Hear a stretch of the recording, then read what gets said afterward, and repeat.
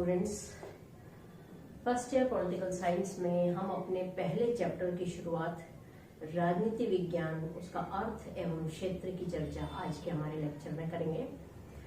बच्चों, राजनीति विज्ञान की हम अर्थ की बात करें उससे पहले हम इस सब्जेक्ट के विभिन्न नामों पर भी चर्चा करेंगे कि कैसे ये शब्द जो है इसका क्या इतिहास रहा है, कैसे हमारे विषय को ये नाम प्राप्त हुआ है। तो मैं सबसे पहले आपको बता दूं कि जो शायद आप पूर्व में भी पढ़ चुके हैं, राजनीति विज्ञान यानी पॉलिटिकल साइंस।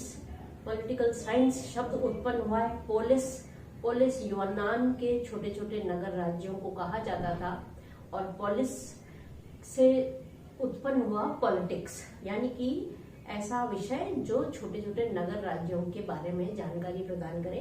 तो सबसे पहला नाम राजनीति विज्ञान का पॉलिटिक्स शुरू हुआ, लेकिन कालांतर में पॉलिटिक्स जो है एक नकारात्मक शब्द बन गया और आज हम इसको नेगेटिव वे में इसका प्रयोग ज्यादा करते हैं, तो इसलिए पॉलिटिक्स शब्द अपर्याप्त था। प्लेटो के साथ ही एक नया शब्द आया, पॉलिटिकल फिलॉसफी यानी कि राजनीतिक दर्शन, जिसमें राज्य कैसा होना चाहिए या क्या उसका स्वरूप होना चाहिए, जिसमें आदर्शवादी और भविष्य, सुनहरे भविष्य का नीति निर्धारण का काम होने लगा। तो इस विषय का नाम पॉलिटिकल फिलॉसफी पड़ा, लेकिन यह भी अपर्याप्त है क्योंकि राजनीति विज्ञान सिर्फ आदर्शात्मक बातों का चित्रण नहीं करता, वो यथार्थ का भी चित्रण करता है, यानी कि राज्य कैसा था, है और होना चाहिए, इस बारे में हमारा विषय बात करता है। इसलिए पॉलिटिकल फिलॉसफी भी अपर्याप्त था।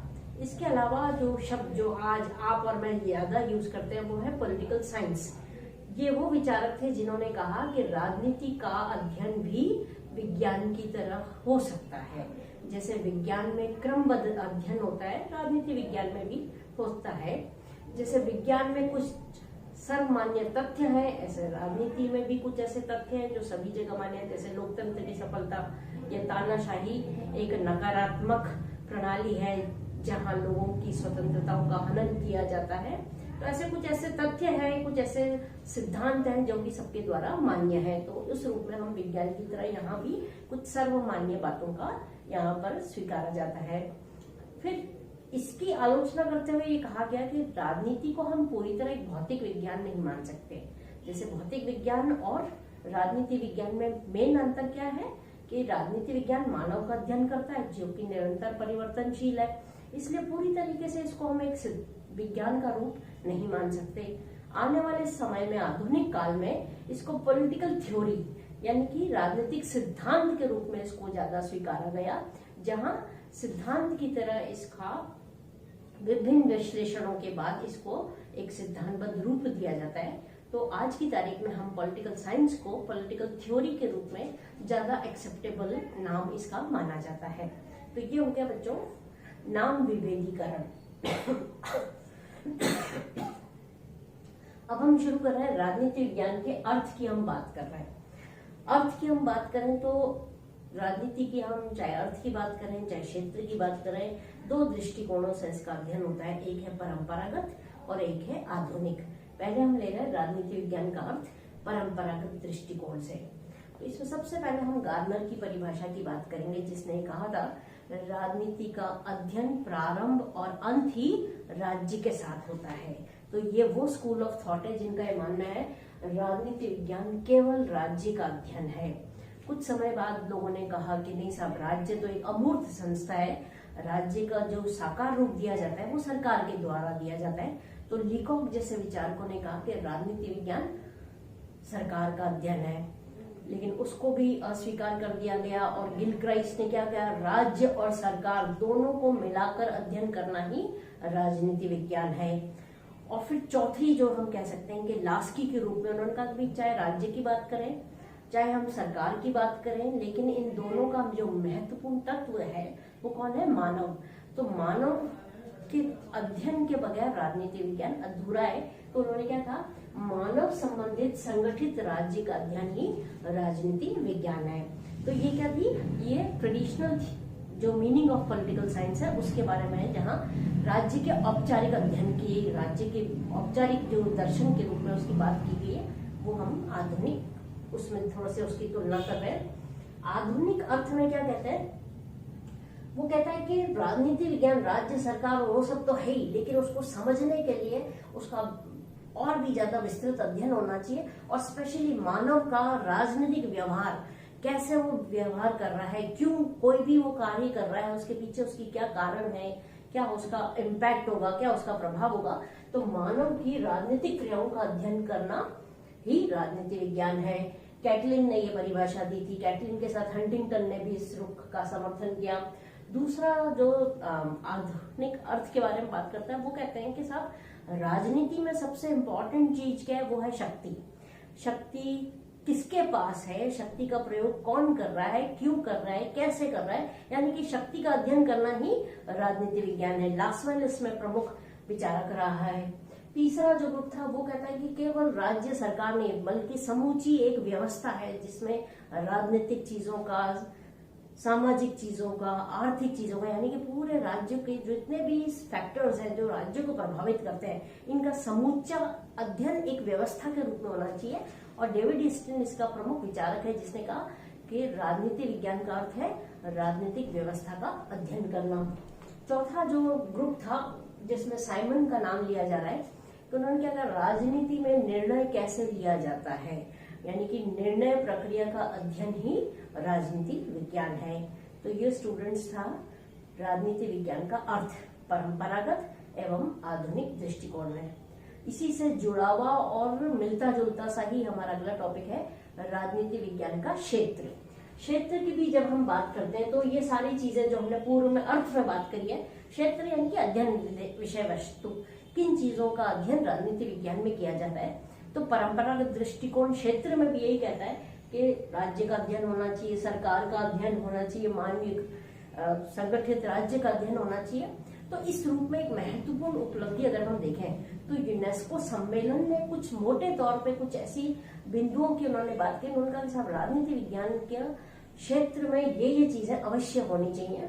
पहली उसमें ले रहे हैं यूनेस्को सम्मेलन के अनुसार राजनीतिक सिद्धांत का अध्ययन राजनीति विज्ञान में किया जाता है। तो जैसे अपन कहते हैं कि लोकतंत्र है या व्यक्तिवाद है, समाजवाद है, विभिन्न जो थ्योरीज हैं पॉलिटिकल साइंस की, वो राजनीतिक सिद्धांत का अध्ययन राजनीति विज्ञान में किया जाता है। दूसरा कहते हैं कि राजनीतिक संस्थाएं, चाहे सरकार के रूप में देख लें, चाहे सरकार के अंग के रूप में देख लें, चाहे हम न्यायपालिका के रूप में देखें, चाहे हम राजनीतिक दलों के रूप में देखें, तो राजनीतिक संस्थाओं का अध्ययन भी किया जाना आवश्यक है। तीसरा कहते हैं राजनीतिक दल, समूह, लोकमत, यानी कि दबाव समूह है, जनता का ओपिनियन है, कैसे ये राजनीति को प्रभावित करता है, इनकी राजनीति में क्या इनकी भूमिका रहती है, इस सब का अध्ययन किया जाना चाहिए। फिर एक महत्वपूर्ण चीज इस सम्मेलन में उभर कर आई कि केवल स्थानीय या राष्ट्रीय चीजों का अध्ययन नहीं किया जा सकता राजनीति विज्ञान में, बल्कि राजनीति विज्ञान तो अंतरराष्ट्रीय भी, उसका भी अध्ययन किया जाना चाहिए। तो उन्होंने एक नई चीज इसमें जोड़ी थी कि अंतरराष्ट्रीय राजनीति का अध्ययन भी राजनीति विज्ञान में होना चाहिए। अब हम इन पुराने परंपरागत जो परिभाषाएं और जो क्षेत्र को लेकर गार्नर वगैरह ने जो कहा, और यूनेस्को सम्मेलन के बाद भी हम कुछ मोटे तौर पे कह रहे हैं कि राजनीति विज्ञान के अध्ययन में ये बातें अवश्य होनी चाहिए। जैसे पहला, राज्य का अध्ययन। तो राज्य का अध्ययन केवल वर्तमान या भविष्य में नहीं, बल्कि अतीत का भी, पास्ट, प्रेजेंट एंड फ्यूचर, तीनों चीजों का अध्ययन राज्य के रूप में किया जाना चाहिए।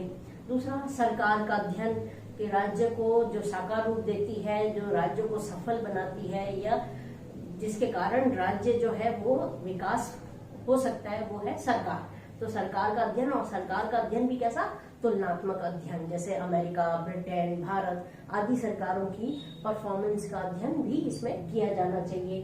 तीसरा,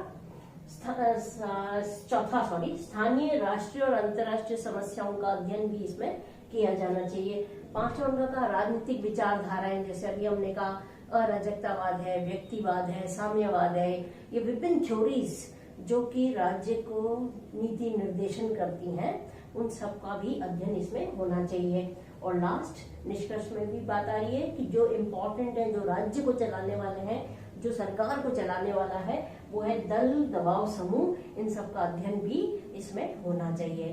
तो ये हो गया राजनीति विज्ञान का क्षेत्र परंपरागत दृष्टिकोण के अनुसार। अब हम ले रहे राजनीति विज्ञान का क्षेत्र आधुनिक दृष्टिकोण के अनुसार, जिसमें उन्होंने क्या कहा कि राज्य एक बहुत महत्वपूर्ण चीज है, सरकार भी महत्वपूर्ण है, जितनी संस्थाएं हैं ये सब एक बहुत औपचारिक, इनका अगर हम अध्ययन करेंगे तो शायद हम अपने विषय के साथ न्याय नहीं कर पाएंगे। तो उनका ये कहना था कि औपचारिक के साथ साथ अनौपचारिक चीजों का भी अध्ययन होना चाहिए, और विशेष तौर पर यहाँ पर व्यवहारवाद के रूप में मानव व्यवहार को एक बहुत इंपॉर्टेंस दी गई। और उनका राजनीति को अगर समझना है तो मानव के व्यवहार, उसके राजनीतिक व्यवहार का अध्ययन करना आवश्यक है। तो उस रूप में पहला वो कह रहे हैं मानव के राजनीतिक व्यवहार का अध्ययन होना चाहिए। दूसरा, विभिन्न अवधारणाओं का अध्ययन, जो हमने कहा कि भाई कई समय के साथ साथ नई नई अवधारणाएं आती गई, जैसे समाजवाद है, धर्मनिरपेक्षता है, ये कुछ ऐसी चीजें हैं जो वक्त के साथ साथ आई। तो विभिन्न अवधारणाओं का अध्ययन राजनीति विज्ञान में होना चाहिए। और तीसरा उन्होंने कहा कि जो सार्वजनिक समस्याएं हैं, अगर आप राजनीति विज्ञान का सही उद्देश्य यानी कि एक नीति निर्देशक के रूप में कैसे हम राज्य को गाइड कर सकते हैं कि राज्य को किन समस्याओं को, पहले तो ये आइडेंटिफाई करेंगे समस्याएं कौन सी हैं, ऐसी समस्याएं जो एक बड़े भाग को प्रभावित कर रही है यानी कि सार्वजनिक समस्याएं, उनका अध्ययन किया जाना चाहिए। दूसरा, उन सार्वजनिक समस्याओं को लेकर समाज में कैसा संघर्ष हो रहा है, उसका क्या प्रभाव होगा, और साथ साथ उसको सुलझाने के लिए सुझाव देना भी राजनीति विज्ञान के अध्ययन या इसके विषय वस्तु में शामिल है। तो ये हो गया राजनीति विज्ञान का परंपरागत एवं आधुनिक दृष्टिकोण में अर्थ एवं क्षेत्र। आज के लिए इतना ही, आगे कंटिन्यू करेंगे। Thank you so much.